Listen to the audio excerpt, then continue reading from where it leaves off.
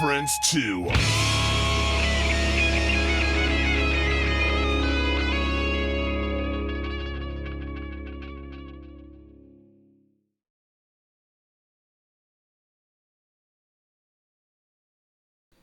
All right, now we can kill the awkward silence. All right, what's up, Craig? And first out of the gate, we've all been debating, how do you pronounce the name? The band name? Yes. Well, let's go around the circle, see who does it the best. He says it's Craig. Right. You said it right the first time. I think John has it right. So let's start with John. And that way we can. I went with Tzarina. Okay. Wait, is that not right? No, that's right. I was gonna say because it was between that or like using the TZ as an S and saying Tzarina, so like they were close. Tzarina. Yeah. Too cool. So, where did that name come from? That's really cool. Thank you. The name came from me eating a meatball sandwich one afternoon, watching some weird, shitty History Channel stuff about old Russian Empire. I fucking love it. It makes sense then. and I'm like watching this docudrama about like Tsar Nicholas and the last Russian family, and how Rasputin was like kind of like weirdly intermingling with the old family, and he kept calling the queen, the Tsar's wife, Tzarina. Yeah. And it kept happening throughout the series, and I kept watching it, and eventually it stuck, and I just thought there was something kind of musical to it. So I was like, oh, let's just see how that flies with the guys when I pitch a band name to them. I really dig it. I really dig it. Cool. Now that we know how to say it, it's like I was like, Tzarina? That's surely not. But John's like, it's Tzarina. Yes. Fuck, why didn't I see that? Right. Yes, I'm really that's smart. where it came from. And they didn't think I was smart, so that's it. Very, very good. Very good. So everybody's got a guitar on their background. That's awesome, including you, Craig. You have a guitar. Where's John's? It's good stuff. You've got Kiss back there. Come on.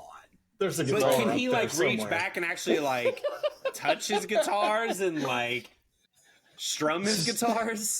This is my. There is a. Oh, I gotta dude, make it stop moving. This is my kid's lug. That's actually really cool. Yeah, that's better. I thought it was like a toy. It is a toy.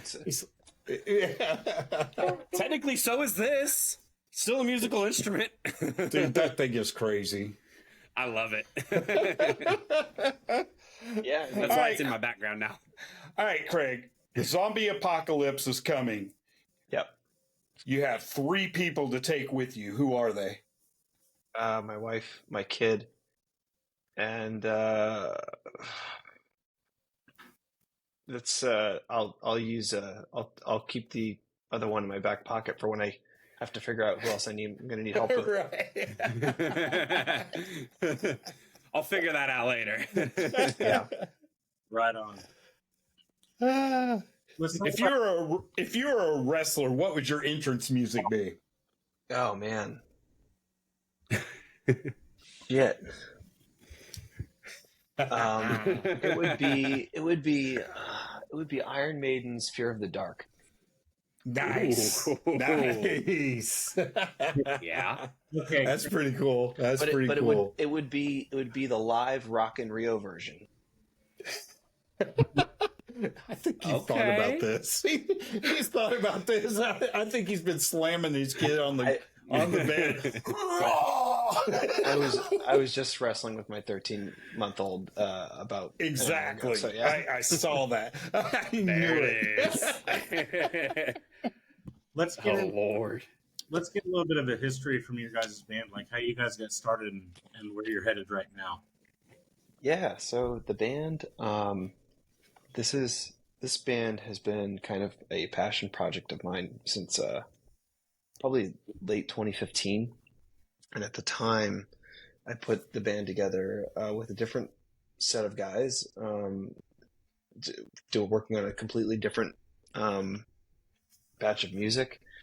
And at the time, I was just like, I had spent so long prior to that, like going from band to band, being super serious about it, touring, being a guitar player, being a frontman, with different local regional acts. And I got to a point where I was just like, I'm just going to do a band that is just for fun and I'm going to relax for a little bit.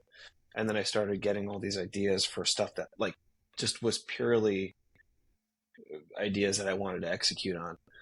And so at the time I was living in Connecticut, and I was on my way back to New York City.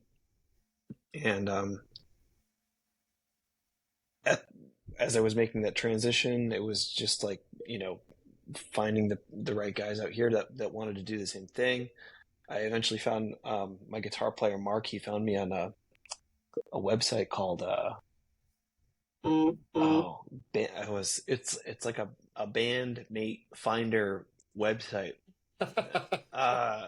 So band Tinder. Yeah, that's the joke. That's the joke. We kept swipe calling left. Tinder for, Swipe left. We kept calling it Tinder for bandmates, and that's how I met Mark, my guitar player, and we started jamming for a bit, and he introduced me to our bassist Mike, who was his old bassist in their last band. And then the three of us were together for a few months trying out drummers, and we eventually landed on our buddy Rob. We found him through a recommendation, and he came in for one audition, and we liked him, and 2 weeks later COVID happened. So nice. Figures. Yeah. Yeah. So the origin of the band just kind of continued through COVID as me kind of driving it as a passion project and taking the direction with the songwriting and like the stylistic choices, and then kind of bringing the guys back into it. And that was in mid 2000, and now here we are, and almost the end of the first quarter of 2024, and that album is just now about ready to be put out there. Right on. Speaking of songwriting, do you have a special songwriting recipe that you follow when you're writing? I'm a guitar player, like through and through. Okay. Like even more than I'm like a frontman, or anything else. But like I can't write a song without having drums in mind. So most of the songs that are on this album were demoed like with like drums first. Like I would like write out MIDI drum ideas, or I would get like session guys to work with me on putting some of the song ideas together. but it would always start with drums and then guitar and then bass and then filling it in and then rewriting and then approaching vocals last, which is to my detriment because I, write these really fucking stupid guitar parts and then I realize I have to sing over them later.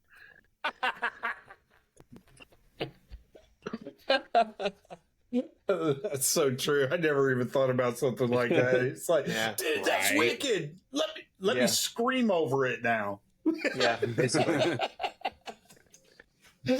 Oh my gosh. Yeah, you the band is pretty heavy. Where do you guys get your influence, or where do you get your influence from writing? I mean, most of our shared influences are bands like Thrice or Nice. Alexis on Fire, Glassjaw, a lot of like the post-hardcore stuff. But then like in our own worlds, like I love jazz. I love really strange, weird, avant-garde jazz that my wife just can't fucking be in the same room in when I'm listening to a record. Like I'll be listening to like a Nels Cline or like a Herbie Hancock record, and like in the middle of the album, it'll get real weird, where it's just like diatonic bullshit for like 23 minutes. Yeah. And then she has to walk out because she's like, I can't take this. It's stressing me out. Do it. I'm about to lose my mind. Now let's see. Mark is actually he's also like, we have a lot of the same rock influences, but he's a musical theater background. So he has like this kind of like really great voice. He which is funny because like I'm the front man, lead vocalist, but he's the backup vocalist with the better voice. So it's almost like a David Lee Roth, Michael That's Anthony exactly type what thing. I was thinking. That's exactly what I was thinking. Yeah. But it works out. Like one of my favorite things to do when we're writing new stuff is sitting down with our demos or even like our final productions, doing like a final mix on our vocal tracks specifically, because I just love the way our voices mesh together when we write parts. Really cool. So you just put out Borrowed Time. I want to see if we can see any Herbie Hancock influence into this. So, Ashton, you got that queued up? Yes, I do. Here we go.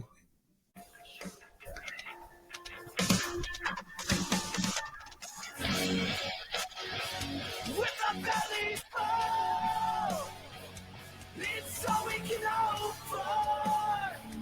We will not control.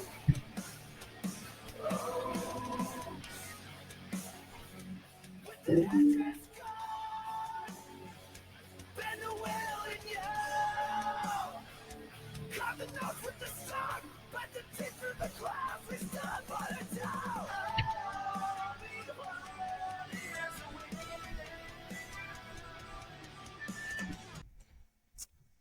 Cool. Yeah. I didn't see Herbie Hancock in there anywhere. The closest you're going to get to anything Herbie Hancock in that song is probably that key change between the pre-chorus and the chorus. That's it. Oh, shit. Yeah. Yeah, I was... Are you on mute, Ashton? It looks like you're trying to say something. Yes, I am. Oh, I was like... Yes, I am. It's like he's laughing and nothing's coming out. This is really kind of freaking me out. I lost my voice. Oh, shit. Anyways. I want to check with you real quick. What's the best place for anybody to find you guys online? Would be a social media or a website, or where would they search for you guys? It would be at Tzarina.official on Instagram. It's probably our number one platform is Instagram. You can also find us with the same tag, I think, on Facebook.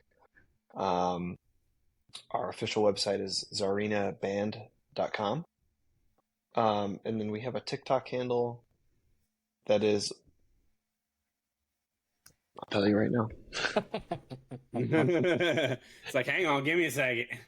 Here's Tzarina in the name. Tzarina Band on TikTok. That's how often I go on TikTok. Right. I understand that statement.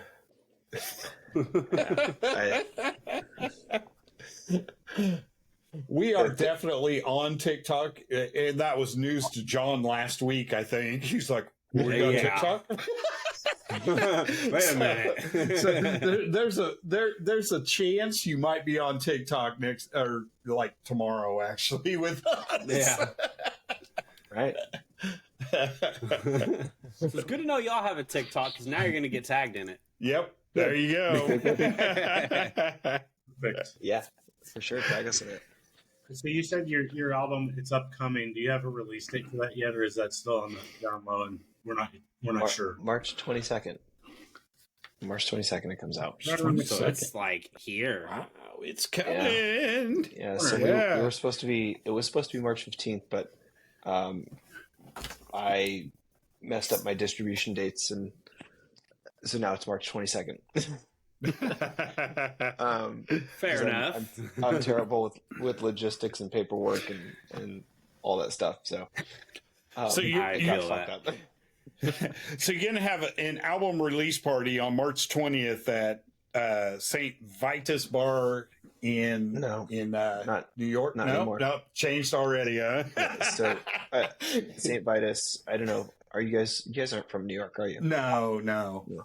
We didn't So- introduce ourselves properly. We didn't, did we? Well, where are you from? I'm Randy. I'm from Oklahoma City. I'm Ashton. I'm also in Oklahoma City. Okay. And I'm John. I'm in Topeka, Kansas. Oh, it's where my wife is from. Oh, hell yeah. Yeah, we were just there. John's we like, were what's just her name? We were just out in Casey and Topeka for the holidays. Well, next time that you guys roll back through here, you'll have to hit me up, and we'll I'll buy you a have beer. we'll have a sit down or something. Yeah. Dude, that's really cool. Gotta go to Yeah. the booby trap. Yep, the booby trap. So yeah, St. Vitus is like in Brooklyn in New York. It's like the mecca for heavy music, metal, thrash, noise, hardcore, punk. It's just like it's like the community center for all of the alternative music that exists in New York City. And it got shut down temporarily because of the Department of Buildings they were getting complaints lodged against them, and now they're going through a little downtime until they reopen. But I've been to a couple of those places. Their team, well, you know, not for nothing, but their teams are super professional, and when they found out they were getting shut down, they helped us relocate to a new venue. So now it's going to be slick. Yeah, so now it's going to be at TVI in Ridgewood, in like Brooklyn, Queens. So pretty close by. Same date, same time, same bill. Right on. Yeah. That's really That's cool. really I awesome mean, that they did that. no shit. I wasn't expecting that. That's pretty cool. Yeah. Hats off, man. Hats off. Other than your release show, are you guys having like a actual tour set up or anything to go out and support the release of it? I think the idea is to get something like that together probably for the fall, where, you know, honestly, we've been talking about doing the Midwest for a long time. Hey! And my wife is from the Midwest, and my brother-in-law is a sound guy in the Midwest. So maybe Here it'll we work are. out. Here we are. We have a photographer too. yeah. We got some places you might be able to just get up there on stage on. Yeah. But yeah, we're thinking either that or maybe doing like a round of Northeast cities like Boston, New Haven, Brooklyn, maybe getting up to like Burlington, just doing all the Northeast, and then maybe if we can start moving down south a little bit. And then Cool. if another band wants to pick us up for supporting act, then we're more than happy to do that too. Awesome. That'd be Nice. awesome, especially if you make it down here. That'd be freaking awesome. Yeah, definitely keep us in the loop, man. If Topeka, Oklahoma City, Tulsa, anything it falls anywhere that you may be wanting to go, then What's funny is like, my whole band, all the guys we all live in New York City. My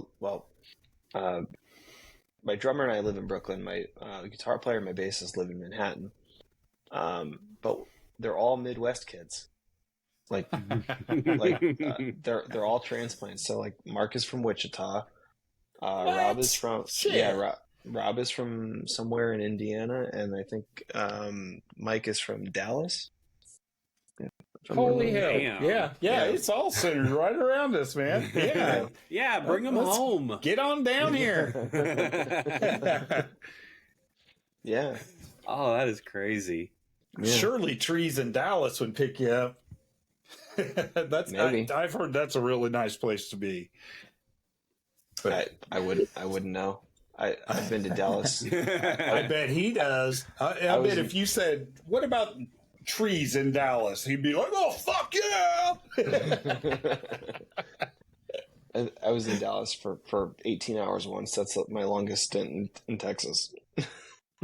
And that was probably just stuck in traffic, wasn't it? It was for a work thing I had to be at. That traffic sucks ass. Yeah, it can't be worse than New York City. Dude, I don't know. Well, yeah, I've seen New York, and it's yeah. It's bad. It's pretty bad. That's why everyone rides bikes or walks around there. Right. Even the bicyclists, like those bike lanes are getting crammed these days. Figures. That's crazy. Uh, That's crazy. I remember being in California, stupid us, right around rush hour, was on the highway. We got caught in like 4 different towns rush hours. It's like, what in the fuck? It was in LA? horrible. Were you in LA? Yeah, right in LA. Yeah, it was LA. terrible. I'm like, 4 or 5 how is have we bad as hit New York City. every fucking rush hour in every city? It's like it would start to clear up, and then fuck you. Yeah. So I want to ask a kind of off the wall question for you. You said this was like your passion project. Are you still involved in any other bands at the same time, or has everything else been put aside and this is now where you're at? It's not that everything else was put aside. It's just everything else kind of came and went. So, every project I've been in the last 10 years, I've either just played guitar in, or I've played guitar and I've sang in. And those projects have been everything from like weird alternative rock, like Incubus influence, sort of heavy, but like bouncy rock and roll, to like straight up thrash metal, to like very alternative pop punk. Couple just straight up hardcore bands. And yeah, now this is it. Like, this is my thing. Like, most of my time spent doing anything musical is in service of this project, Yeah, absolutely. Is there any of those different styles that you played before that still influence what you're doing now?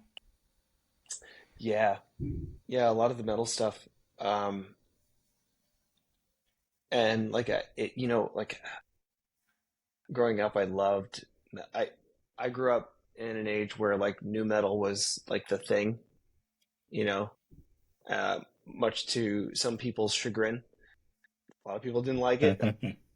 I loved it. I loved it growing up. But then like I kind of stepped away from it, you know, in high school and in college. I kind of came away from it, and even more so into my 20s when I was really starting to take being a musician much more seriously.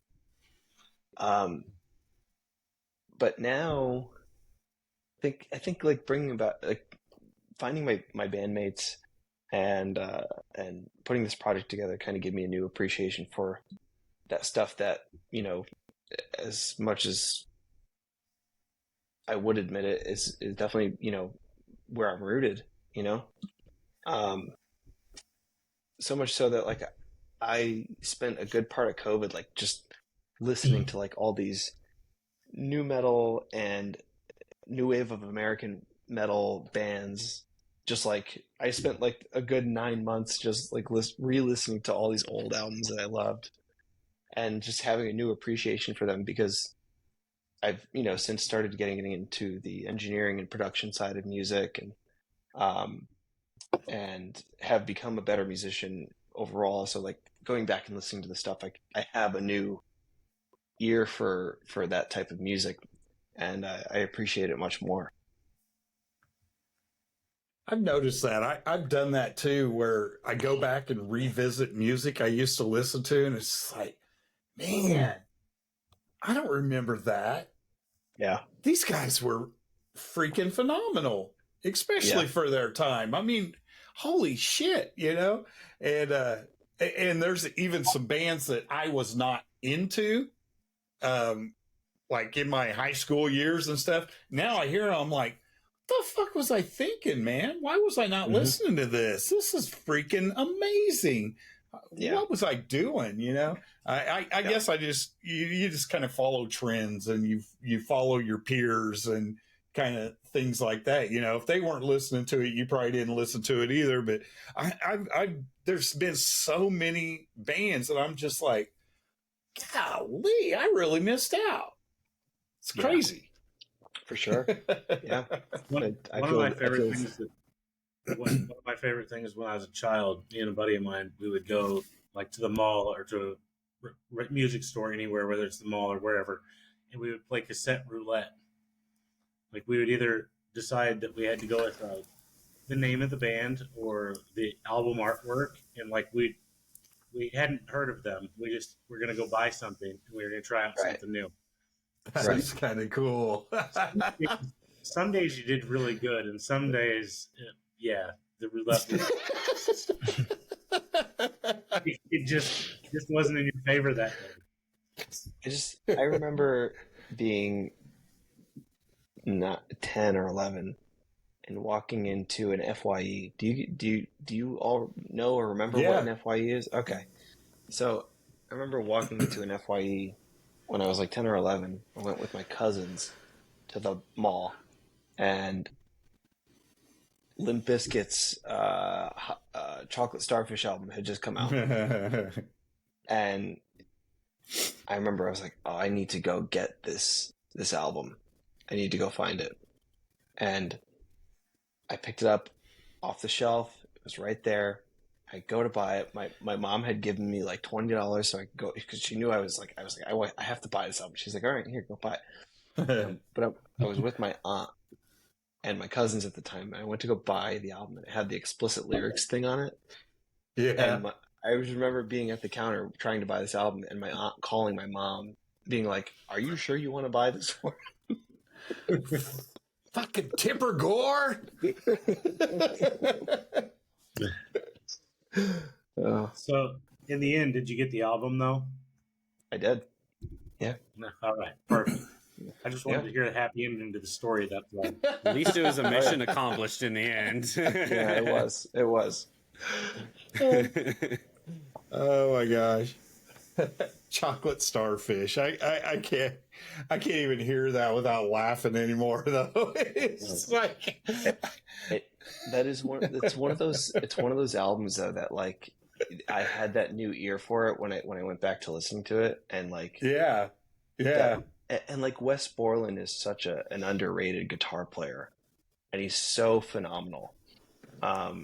and like just like the first song or the second song, like after the intro track is like hot dog, and it just kind of opens with that kind of this big whammy thing, wow, you know, like it's like a minute of that just bombards your ears, and into like 3 minutes of you know Fred Durst's profanity.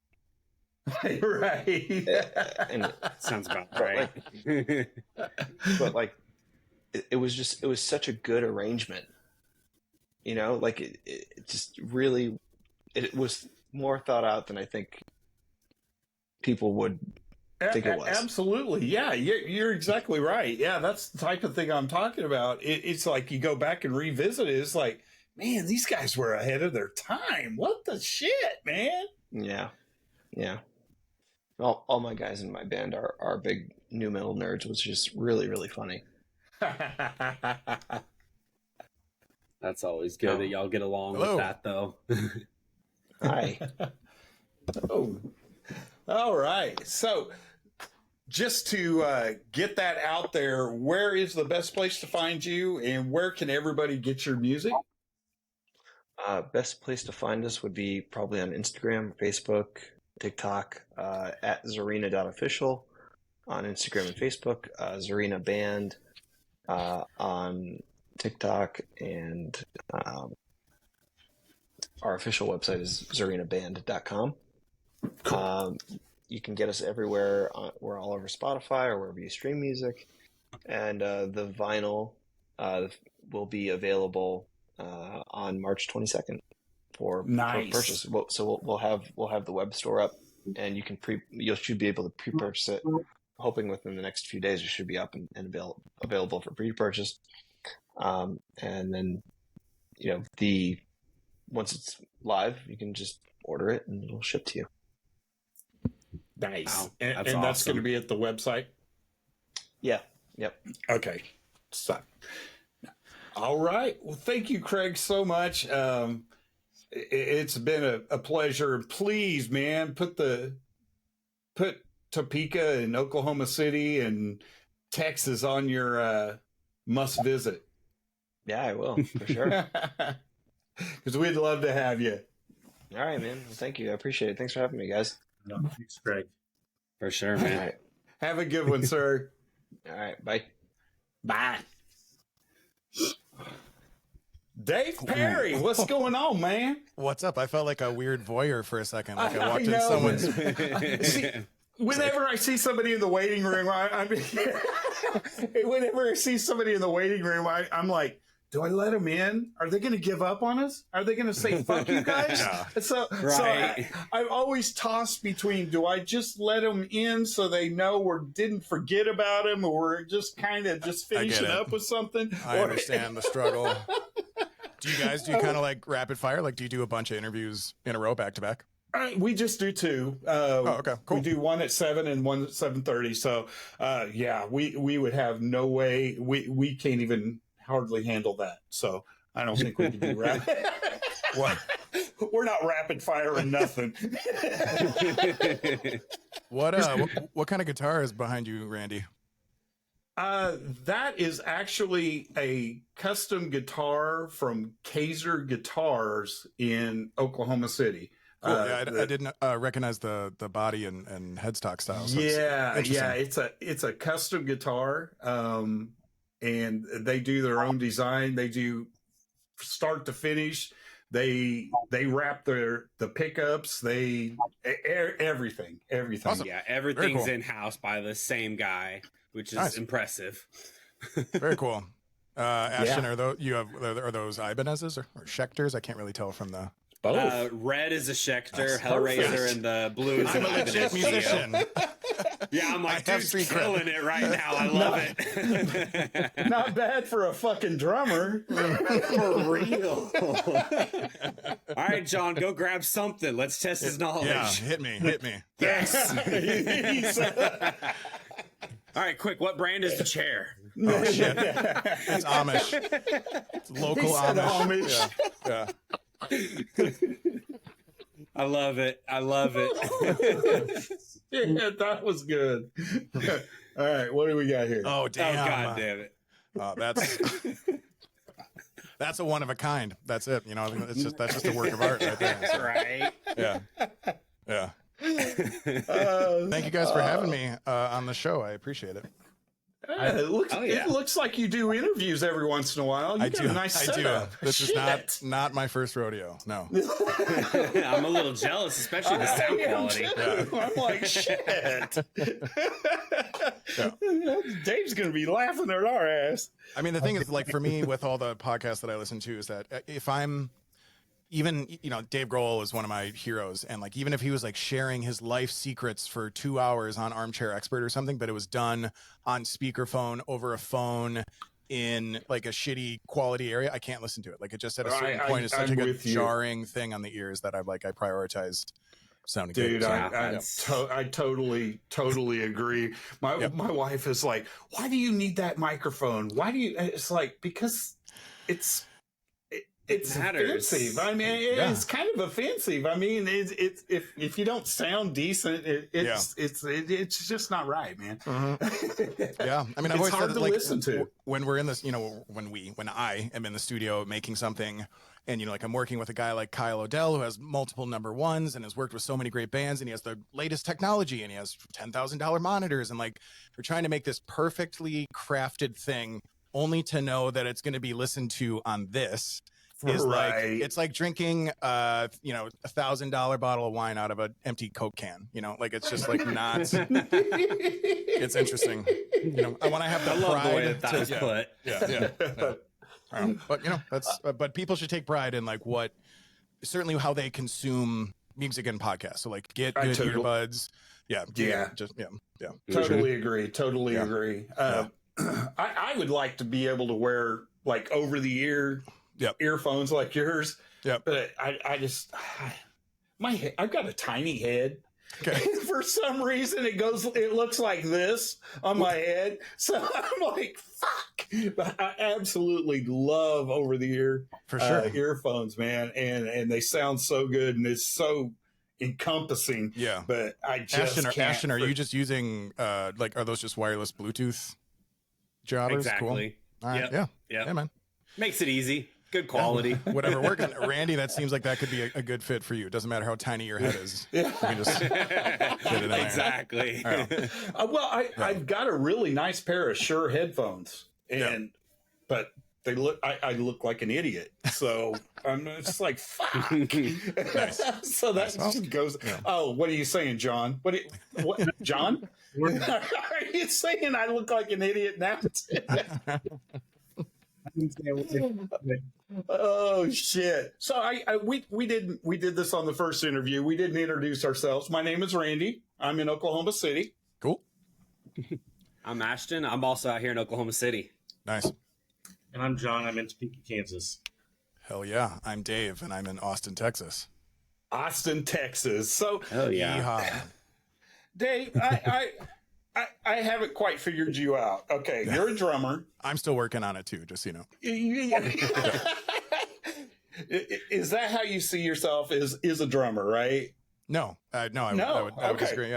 Yeah. I mean, like, so like Fear of Water is a one-man band, right? And like, so I take a great amount of, and I would say an equal amount of pride in all of the instruments that I focus on. I would say, you know, from a writing perspective, guitar and piano are my preferences. I think they're the most expressive and versatile, but playing live drums is hands down my favorite, because you can, you know, just beating the shit out of drums when it's mic'd up to an amazing sound system, and every single kick drum feels like it's like thumping, and it feels powerful, man. There's like an energy that comes with that. Yeah, exactly. I mean, there's just that can't be replicated. So, you know, my favorites in different regards, but yeah, I am the drummer for Raw, and I was a drum tech for Nothing More. So like, I have an extensive drum background and experience, but as far as it goes with like Fear of Water, I'm everything. So, So, tell us how you how were you raised? I mean, how did you? I mean, really, what started you in music? I mean, what did you start with? Did you start with drums? Did you start with guitar? And how did you progress? You It's a good start with question. a recorder in grade school. The recorder. A recorder actually plays. Yes. It's funny. A recorder actually plays a very integral role in my musical journey. In the fact that I fucking bombed it so bad. So like fourth grade band tryouts. Everyone has a song flute, as some people know by a recorder. You know, plastic shitty flute that has 3 holes in it. You learn like hot cross buns or jingle bells or something. And I fucking tanked so bad. And I went in there, I wanted to play saxophone so bad, like in my mind, for whatever reason, that was just the coolest instrument. And I vividly remember the conversation with my band teacher, Mr. Hotz, spelled with a Z. He was very honest with me. He was like, you know, I can feel your excitement for being in band. I know that you've told me you really want to play saxophone. I'd never even held a saxophone. I just had seen it and heard it. And, he gave me, you know, as much as a 4th grader could understand. He like, if you struggle with this 3-hole linear lineup, and he gave me this explanation of a saxophone. He's like, I'm worried that you are going to struggle with it so much that you will quit music altogether, and that's the last thing that I want. So I'd like to get you into percussion and then see where we go from there. And initially I was very spiteful. I was really spiteful. I was like, it's in the back of the fucking room. Jason Malcor's back there. He doesn't give a shit. You know, like it was very clear. Like it was almost like the detention hall of, yeah. And it's like, these are just Malcor's back there. just burnout kids hitting stuff. And quickly within the first 2 weeks of doing that, I realized like, I'm not in the back of the room. I'm in the driver's seat. And realizing that drums, it completely changed the way that I heard all music when I realized that all 50 of the people in front of me, even though they're not facing me, are following me. Damn right. And there's something really profound about that. And it really like, so at the time, and I'm a huge Nirvana fan, but I was like every day, Nevermind, front to back in 4th grade. And it, you know, if you asked me 2 weeks before I joined band, I'd be like, I like Nirvana because Kurt Cobain is a great singer. These are great songs, cool guitar. And then 1 month into playing band, I'm like, I didn't know who Dave Grohl was yet, you know, like by name, but I was like, I like Nirvana because the drums rip your face off. And like, yeah, is totally what's driving it. And ever since then, so a lot of my musical knowledge and the journey itself is rooted in drums. Certainly in terms of like being excited about that. Before that, my mom had started me on piano lessons, as so many kids do. And I really hated it. Like I hated the instructional component of it, to the point where I quit. And just doing like, there's so much that can come beneficially from being classically trained on anything. And certainly like understanding theory and your scales if you have aspirations of like soloing or improvising. But just, I don't know, there was just something about the structure and the complete antithesis of creativity that was associated with that. The straw that broke the camel's back is I saved up money, which is difficult to do in grade school. And I bought the sheet music for November Rain by Guns N' Roses. Shit. Yeah. And I brought that piano part in. I was like, I want to learn this. And she said, no. And I was like, fuck you. She just thought it was like audio filth and was like, not in this room. Like, we're not doing that. I was like, well, then I quit. And fortunately, it didn't sever my relationship with the instrument. I just went this completely different way of like, I know enough of the basics, which, you know, theory wise, I didn't at all, but I just get the relationship between the left hand and the right hand and how right is more lead and left is more rhythm. And the general nature of like the chromaticity of the instrument that like we go to the right, it gets higher, you go to the left, it gets lower. And I just started piecing together stuff from there, and every other instrument past that, I've just taken a similar approach where I was like, let's just get the basics down. Let's understand what's up, what's down, what does the right hand do, what does the left hand do, what sounds good, what's easy, what's difficult. And, you know, if you put guitar chord sheet music in front of me right now and held a gun to my head and said, play the first line, brains would be all over the back wall here. Like that's just not a skill set that I have. But yeah, everything I learn by ear, and I'm self-taught on everything that I play. And you know, that desire to like learn and evolve has definitely spread into deepening my knowledge of like my engineering capabilities and software and programming and mastering. And yeah, I just want to like be a sponge and consume as much as possible. That's awesome. Yeah, That's that's awesome. So what is the music scene like in Austin? It's good. I wouldn't say that I'm a part of it. You know, like the full extent of which I've been like an active in Austin part of the Austin scene is when I moved to Austin like 9 years ago, I joined a 90s cover band called the Dirty Black Flannels, and I played bass, and it was fun as hell. Like we played these 3-hour-long sets on Dirty Six, which is like the craziest part of Austin downtown. And play, you know, like just grunge music is my favorite. It's my favorite decade. It's my favorite type of music. And we played all, you know, all the hits, all my favorites. And that was great. And it was good for like networking and whatnot. But I've been doing Fear of Water by myself forever. And, you know, I've always been on the lookout for like other like-minded people that could help bring that to life in a live setting. But yeah, it hasn't really happened. A big part of it is that like, you know, we had quarantine, and then coming out of quarantine, I've been doing tour stuff. Like 2022, I was on tour for almost 8 months of the entire year, between 3 tours with Raw and then a 2.5-month tour with Nothing More, Sleep Token, and I'm blanking on the name of the headliner. So that other band. Other band. Yeah. Yeah, so like I'm like being a part of my community as a whole, like the general music community is very important to me, but I'm so nomadic in a sense that like I have not had the opportunity to like dig in roots specifically in Austin. But it's a great scene. You can see live music almost any night. There's a huge variety of venues, huge variety of different genres and generations participating in it. Radio stations support local music and weird non-traditional, non-top 40 formats, and there's a lot of really great things in Austin when it comes to music. That just blows my mind, because I mean, being in Raw to start with, I mean, and then doing songs with Heidi Shepard, Aaron Nordstrom, Non-Point. I mean, it's just like, how do these motherfuckers just don't go, that dude, you know? It's like, how do they not just like beat down your door in Austin going, motherfucker, I need your ass. I'm working on it.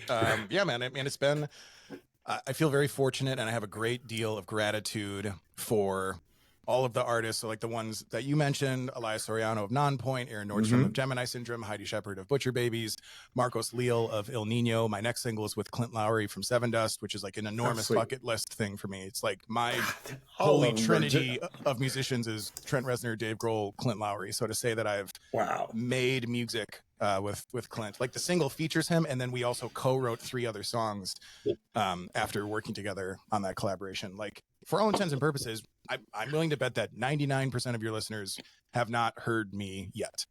And I look forward to the opportunity for them to, or maybe they have, I don't know. It depends on what radio station is in their market, because the song with Elias did really well. It climbed the charts for 14 weeks and hit number 10 on the SMR Top 50 just a couple of weeks ago in February.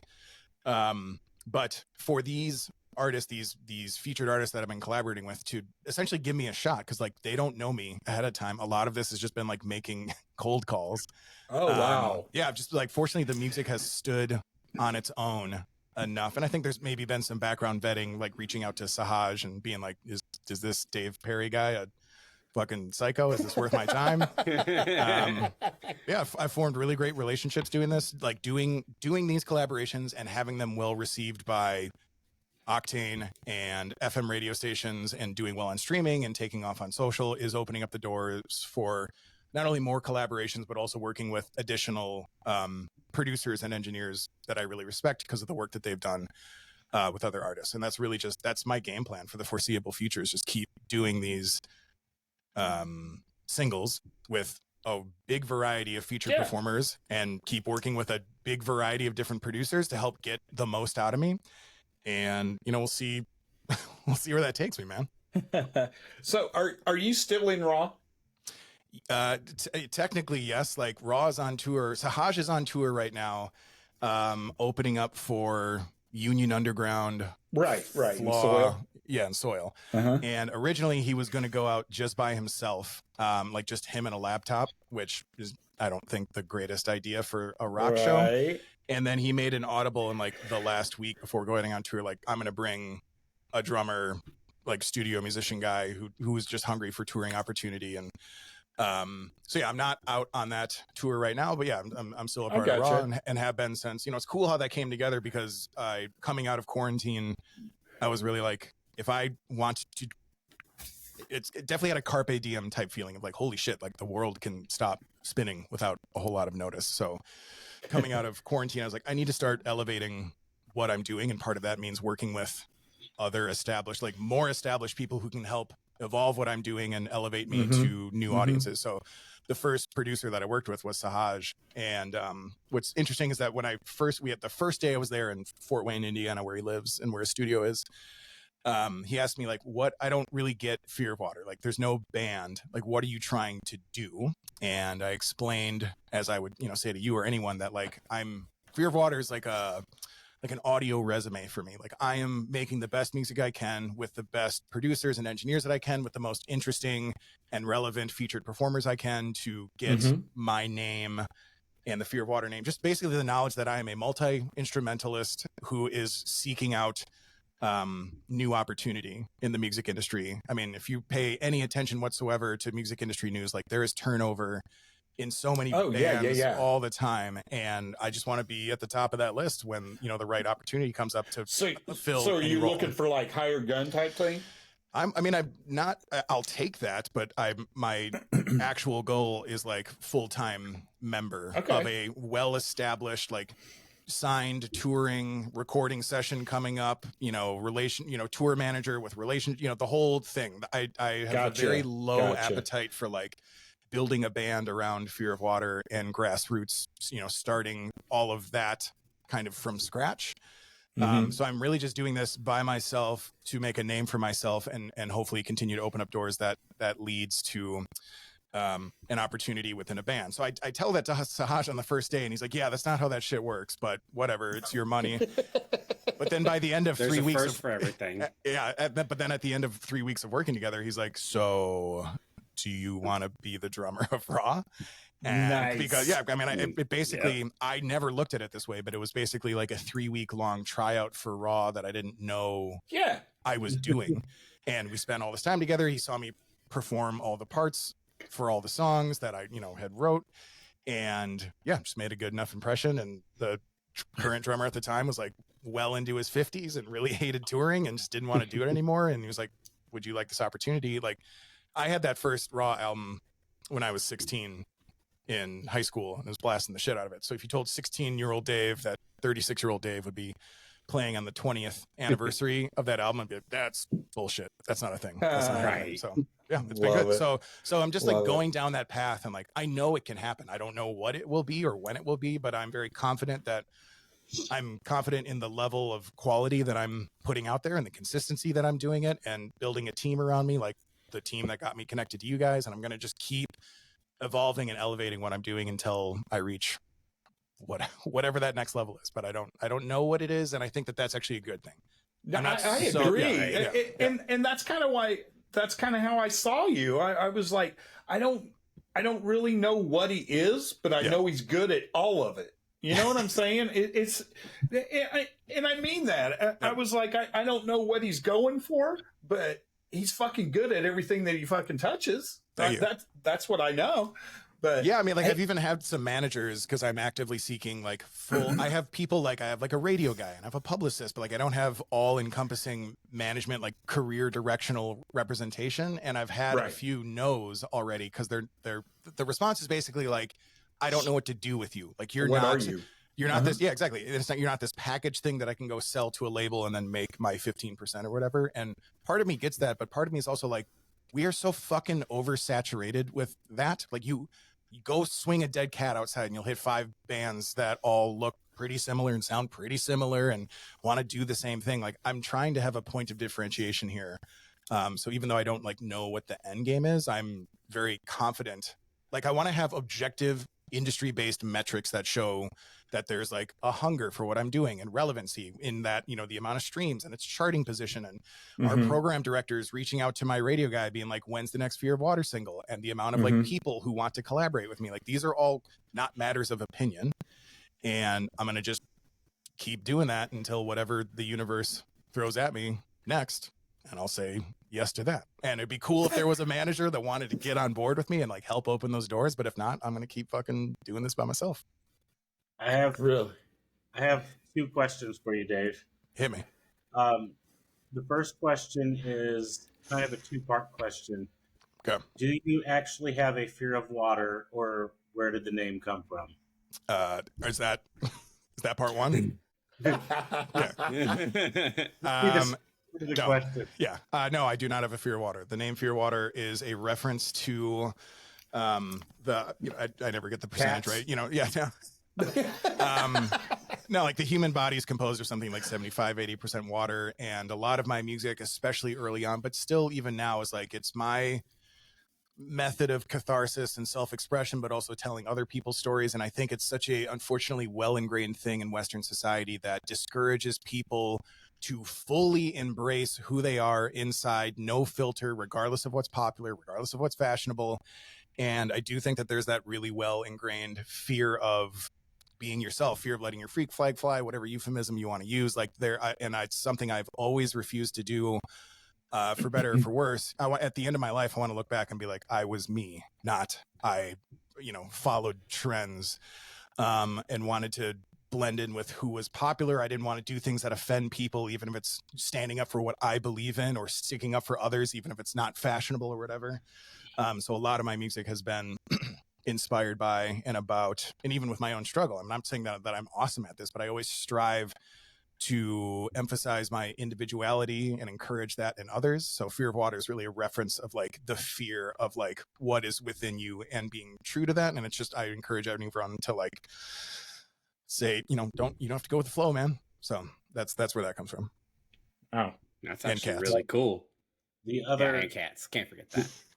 The other very important question I have is, if somebody's looking for you, what's the best place for them to go find you? Like social media?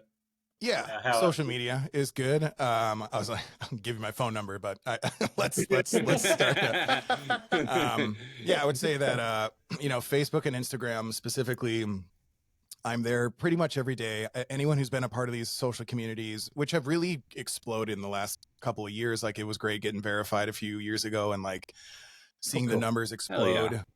In that, like, I literally will respond to every single person on every single piece of content, every single DM. Like, social media should be social. It should be a dialogue. It's not I have music, consume it, give me your money, help me out and show it to other people and move along. Like, I am here to have a dialogue.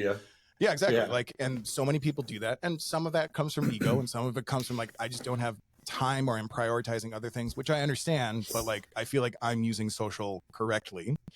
And I believe that too. Yeah, I'm like here to have my brand established and to share that among a relevant audience. And if they want to help share it, cool. But like, I'm here to connect with the people that I'm trying to speak to and that I would like to listen to me. And then, there's other commercial and whatever byproducts that can come from that commitment. But really, just at the end of the day, it's like, if I'm expecting you to give me 5 minutes of your day to check out one of my songs, then the least I can do is like respond to you, because you're talking like at me. Like, if you come to my community and comment on something that I wrote and put an incredible amount of time and money and bandwidth and blood, sweat, and tears into, you're not just speaking in an empty room. It's like you came to my house and said something about something in my home. Like, I'm gonna talk to you. So that's really important to me. But anyways, to answer the question, even though he left, right? The best way, he's still here, yeah. the best way to get a hold of me, for the time being, is via the social media. Fear of Water on all those sites. Yeah. And one thing you said earlier, you said that 90% of our viewers have never heard one of your songs. And you just said, like, if I could just give you like 5 minutes, listen to one of my songs. Well, I'm going to ask you, can you give me 30 seconds to play a little bit of one of your songs? I can. I'm fully committed to giving you those undivided 30 seconds of attention. Let's do it. Awesome. Then let's show off a little bit of what you can do. Let's do it.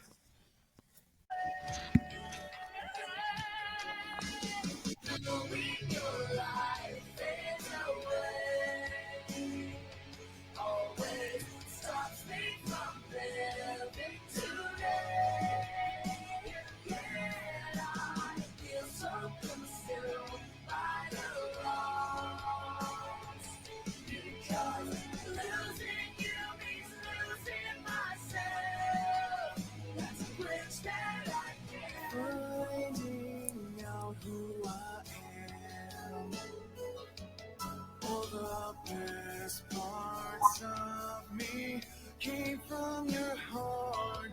Will my son never know who I am? If you're caught in a fall apart.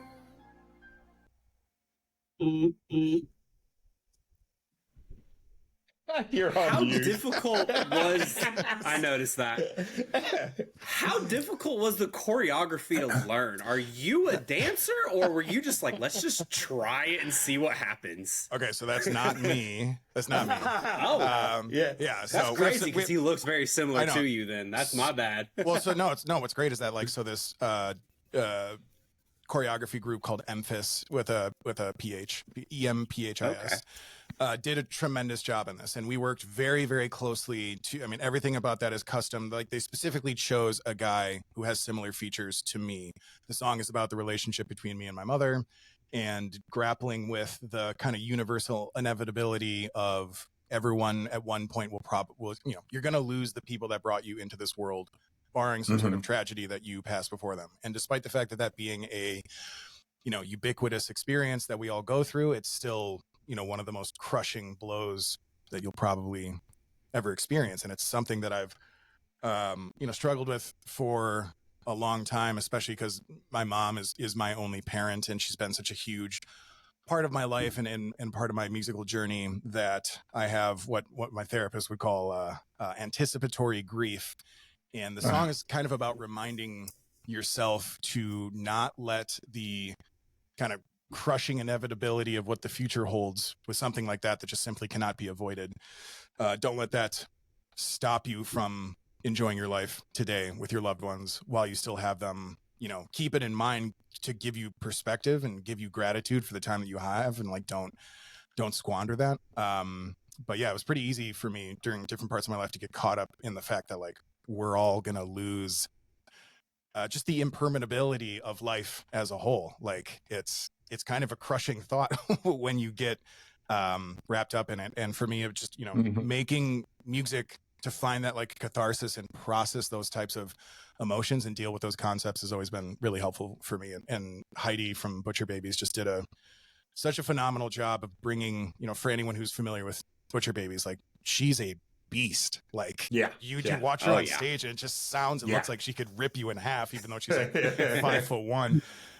So like for her to come to this creative endeavor with me and bring that level of like intimacy and vulnerability, it was just like so grateful for her, being a part of that. So it's worth noting that I love that song. That is the most recent single that just came out last week. I view that as kind of like my crossover song for people who are like intimidated by like aggressive music. So like that means that song is definitely going to be for like a certain audience of people, in the same way that like on a Filter album, Filter title of record has like Take a Picture. That's a huge hit. Did very well in multiple different genres. And then you dig into that album and it's like Welcome to the Fold, and all these songs are like total head rip off badass tunes. So something else worth checking out is Codependent Parasites that I did with Elias, and actually the music video is super happy with how that was executed, because the director I worked with was able to, it's hard to describe, there are 4 of me in one room playing with each other at the same time. So not like this where there's 4 screens. It's literally we did 4 performances and he was able to layer them all on top of each other. So I'm standing next to Dave on bass on my right and Dave on guitar on my left and Dave on drums behind me. Yeah. Yes, it's definitely worth checking out. It's on YouTube and on the socials, and also just that song. I'm incredibly proud of that. And Non-Point has been one of my favorite bands since I was in high school. So like to have Elias be a part of that, it's great. It's great. I feel very fortunate to be doing what I'm doing. Oh yeah. But no, anyways, my point with that is that song is like much more aggressive than One Day that we just listened to. So like I'm happy to. My goal is always that like what I do sound like. If you hear 5 Fear of Water songs, from that point forward, I want you to be able to identify the next Fear of Water song you've never heard because of certain stylistic cues that I focus on, and that can range from like super heavy, aggressive, fast-paced, double-time metal to, pretty intimate power ballady type songs like you just heard there. So if that was your jam, people listening, there's more like that. Go check it out. If it wasn't your jam, go listen to Fear of Water. And I promise you that there is stuff much heavier than that you will enjoy. There is, yes, there absolutely you is. will find your favorite flavor no matter what. Yeah, dude. Yeah.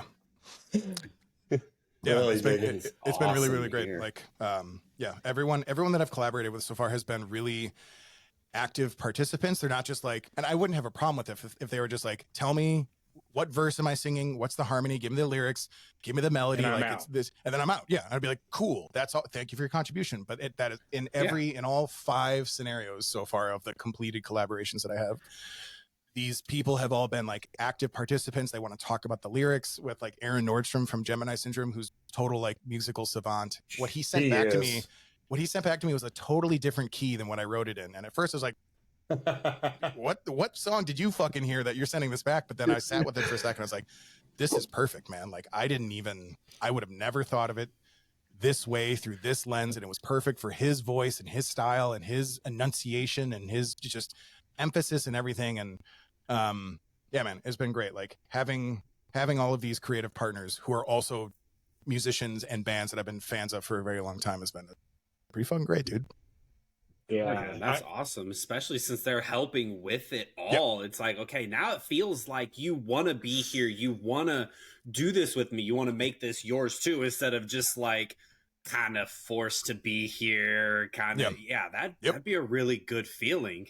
For sure. And try to understand where I'm coming from of like the first couple of times I do this. I don't have like, now I have like the built-in credibility of the other people that I've partnered with. And not that just those songs just don't simply exist. They are doing very well. And it's like, you know, starting with a snowball at the top of a mountain and just letting it roll down. I'm watching it get bigger and pull in more stuff. And I want it to have its own gravity and become a huge thing. And, yeah, man, it's been going really well. And like I said, very appreciative to this first wave of artists who got on board and believed in what I'm doing, even though they didn't know who I was or owe me anything. And I'm excited to see where it goes from there.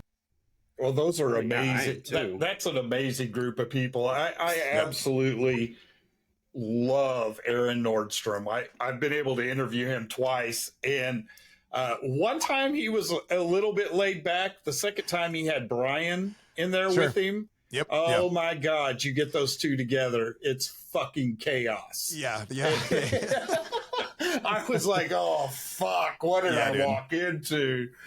Because the first time I interviewed Aaron, he was really chill. He's a chill guy for the most part. Yep. And but shit, you put him with, as soon as Brian walked into that room, the whole place his personality changed. It was so fun. Yeah, and they're a good creative duo for sure, and they've made a lot of really great music together for sure.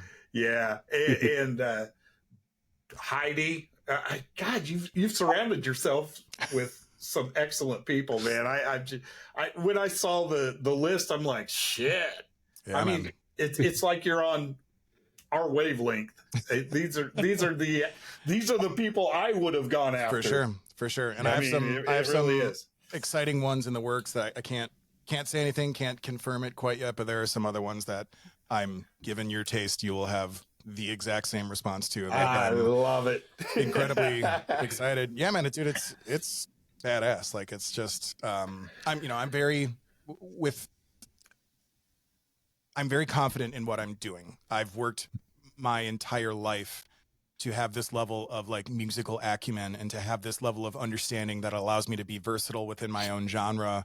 And, I've also, because I've had like a delayed success in music, it's kind of forced me to be a more responsible human leading up to this point and help me develop like financial responsibility and business acumen. And like those things are absolutely critical when navigating this, especially without a team of musicians with me, without proper management, without a label. It's served me very well. So it's very like delayed gratification because I've been doing this for so long. But now that I'm at this crossroads, I feel like I'm on the precipice of something incredibly exciting. And I mean, it is already exciting. Like, I'm thrilled to even be sitting here talking with you guys about it, and thrilled to be able to share not even just the music. Like, I'm incredibly proud of like the album work that's being made. Ryan Barrier is a guy who's done most of my new stuff and did a Fear of Water like total rebrand with the treatment of the band name and the logo. He's good buddies with Corey Taylor, and it's just been really cool working with him. I'm super happy with the choreographers that you guys just watched and the video directors that I worked with in the past, and like the whole apparatus. It's just very inspiring to work with anyone who's fucking awesome at what they do. I want to learn from that. I want to meet their level of creativity and professionalism and just the fire within them. And yeah, that snowball is just going down the fucking mountain, man. Good. It's been cool. Good. I'm excited for you. I'm excited. I really am. Anytime you have anything that you want to put out there, just get a hold of us. Sure. We'll have you on anytime. It's the same link that you got on tonight. Yeah. We're usually here on Wednesdays. Just log in or just show up. Just fucking show up, dude. We would love the shit out of that. I love that. and just say, hey, I got a new song. I love that. Yeah. Hey, current guest, shut the fuck up. I have something to promote. Yeah. Right. Yeah. This is called breaking news. Yes, exactly. I have an air horn like ready to go. Shut up. Yeah, man. But seriously, anytime you have anything new, and sounds like you got something coming that you can't talk about. I mean, well, the next one up is Shame with Clint Lowry, and haven't released any like teasers of that or whatever, but like super proud of that song. And like I said, he's literally like in the trinity of my holy grail of musicians, and he has been super involved. Like, I sent him the song, and what he sent back was a totally rewritten chorus. Like, I wanted to work with, I mean, a phenomenal songwriter, guitarist, and everything, but I was specifically working with him in a vocal capacity, and he was just like, "No, I'm diving in way more than you asked me to," which is great. I'm like, "Fuck, dude, as much as you want. Like, just don't dip your toe in. Like, let's do cannonball into the deep end." So yeah, cool. Super proud of that song. It's a ripper, and I'll come on and talk about it when it comes out. Love it. Love it. Hell yeah, guys. Awesome. But like I said, just anything that you have, and you're part of the family now, Dave, man. Thank you. I'm Appreciate sorry, it. but you can't pick your family. Now. So yeah, totally get it. No worries. No, I appreciate it, guys. I really appreciate the support and the energy and the enthusiasm, and just like, it's been really great connecting with fellow music enthusiasts and journalists and people who have dedicated, huge amounts of their life and their bandwidth to supporting artists of a variety of, positions in life. But, certainly the way that you guys support independent rock music means a great deal to people like me. So thank you. Awesome. Thank you. Thank you so much. Well, you got anything, John? I was just going to say, if not, Ashton, play that outro. I can definitely get that outro going here in about 2 seconds. I'm like watching SpongeBob in his in my guitar. I know. It's every show. How are you just now noticing this? I always look at it. I'm like, what's my kid watching? Okay, there it is. His kid's watching. All right, let's play this out.